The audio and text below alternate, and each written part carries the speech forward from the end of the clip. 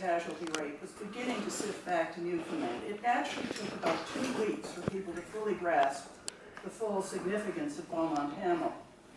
And casualty list after casualty list were being printed in the newspapers. Gunshot wound to head, gunshot wound to thigh, dead. Chillingly, gunshot wound to back because the dying were shot in the back. And also cases of shell shock, something that was unrecognized really by medical science up to that point. On that day, hospitals were overwhelmed receiving the carnage of the Somme.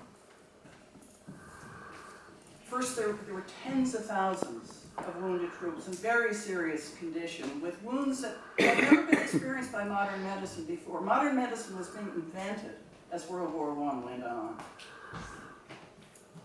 Nurses and doctors actually stayed on their feet 48 hours trying to deal with this.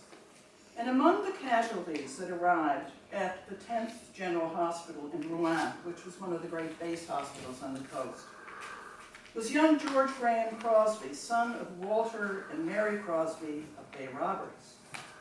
He was only 17, one of Newfoundland's teenage soldiers. Severely wounded in the head, the exhausted staff simply couldn't save him.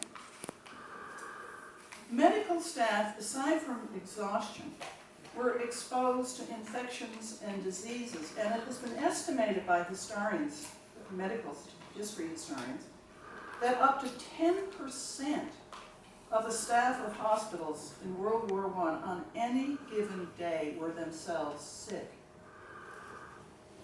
Among those receiving the exhausted on that day was a Newfoundland nurse called Mona Loader. She was from Random Island, and she really was the first nurse. We're now just realizing this. Maisie Parsons was the second to arrive on the front. She arrived in Europe actually before the troops did.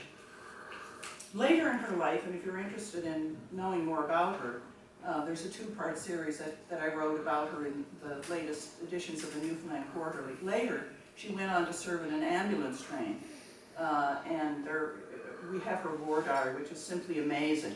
She survives a plane wreck or aerial bombardment. She's on her feet for hours on end. It's really an amazing diary.